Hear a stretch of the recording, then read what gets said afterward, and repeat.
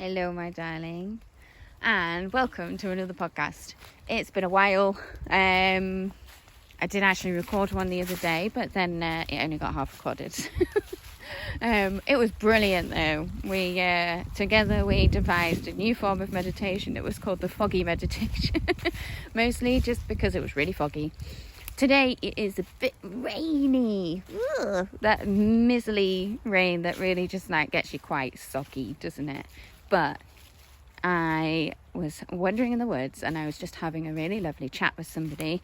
If you are on my WhatsApp, you will know what I'm talking about. I have a tendency to send, 10 to 20 minutes long diatribes, I think they might be called.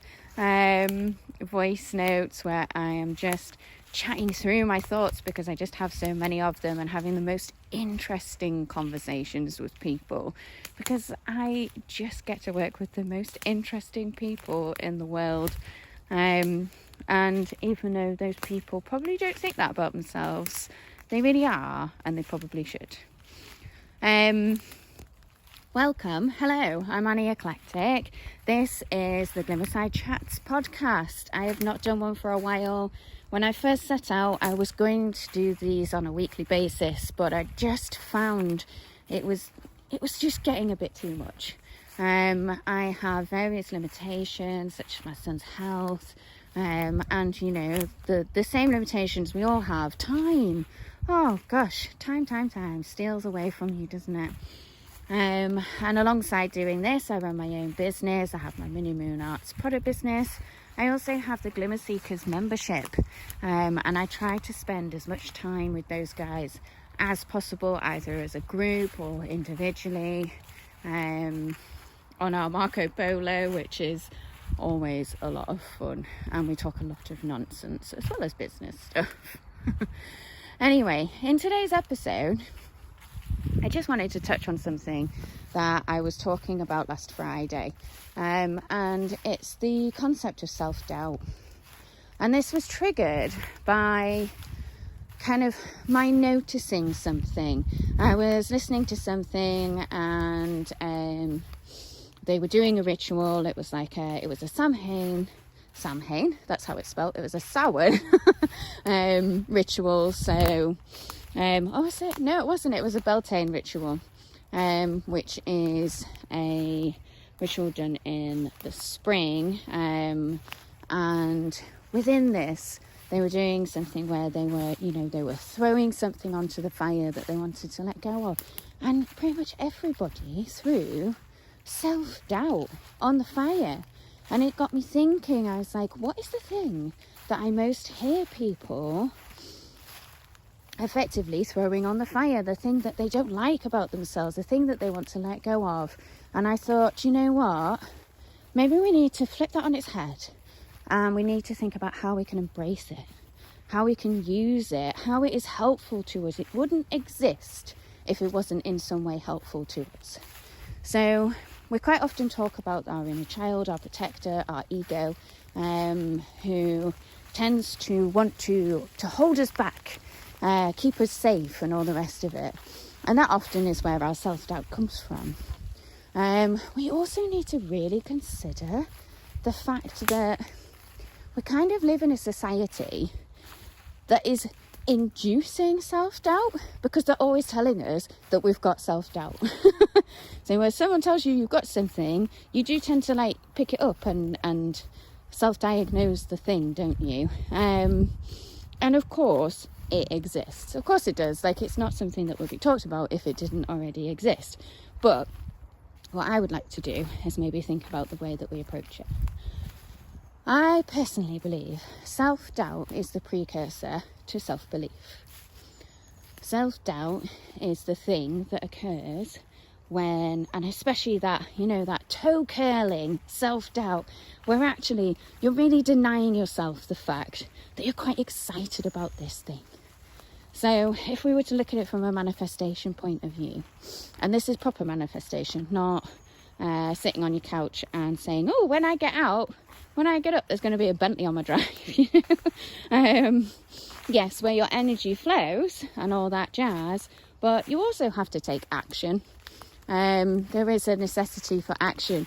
And manifestation, it starts, at the top of the chakras or the energy points. It starts at the top where you have your thought form, and it moves down through the system. And the final stop, as it were, is in the root, in your hips. And that is the point of manifestation. That is the point of action. You have to take action. And quite often, the self-doubt will grow and grow and grow as we move down through the system. And stop when it comes to taking action. And I know this for a fact because I do it all the time. I am the worst for it. I am the worst for not believing in myself properly, for giving in to the self-doubt and listening to it from a wrong perspective. Self-doubt is the thing that should really indicate to us that this is kind of like our next level thing. This is the next thing in our path. This is the next thing that is within our brave zone. And when we do something, when we step into our brave zone, that then becomes our comfort zone. That becomes something that we've done. We've done it already, and we can do it again. But if it weren't for self-doubt, almost to tell us that this is something that, is a bit scary. It is outside of our comfort zone. It is within the brave zone. And you really do have to, grab it by the horns, so to speak, and crack on and take that step and grow the comfort zone. Think about everything that you've achieved in life. Everything that you've done in life, there will have been an element of self-doubt or an element of fear at doing that thing. Think about how amazing it felt to do the thing and the things that have come from it as well. Because that could have been the door that opened you up to a whole new level of existence for you. A whole new level of operating. It could be the thing that you went, do you know what, actually I'm really good at this thing and now I'm ready to bring it to the world. And that's where your business came from. That's exactly what I did. I loved the crystals.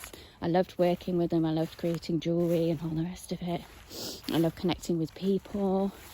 And at a certain point I just went, you know what, I'm going to train as a crystal healer. This is what I want to do. This is kind of scary. And then after training, I was like, I'm going to offer up to do crystal healing for people. This is really scary. There was so much self-doubt involved with that. But the incredible results that I've had from it, incredible experiences that I have, and I'm still having, and I'm still working on it. I'm still pushing myself really far into my brave zone with that. There is no end to it. There is just always growth involved. Oh, it's getting a bit blowy. It's nice. So I have been thinking about creating a couple of things to help people with this. But for right now, I need to really focus on my advent calendar that I'm releasing for Christmas. It's an intuitive-led advent calendar, all filled with beautiful crystally goodness, and connected with self. But what I would like you to do, if you have anything that you are feeling self-doubt for right now, this week, whenever, anytime soon, anytime after you've listened to this podcast, just take a minute, actually sit with it, have a conversation with it, see what is the self-doubt. Because if the self-doubt is that you're afraid it's going to go well, then that really, really, really is telling you that this is something that could be quite amazing. Anyway, I hope some of this made sense. And I hope you enjoyed having a little autumny, slightly soggy walk with me through the woods. And and I hope you have a truly beautiful day. Remember to find your glimmers, love them, hold them, save them for later, and have a truly wonderful and beautiful day. Bye-bye.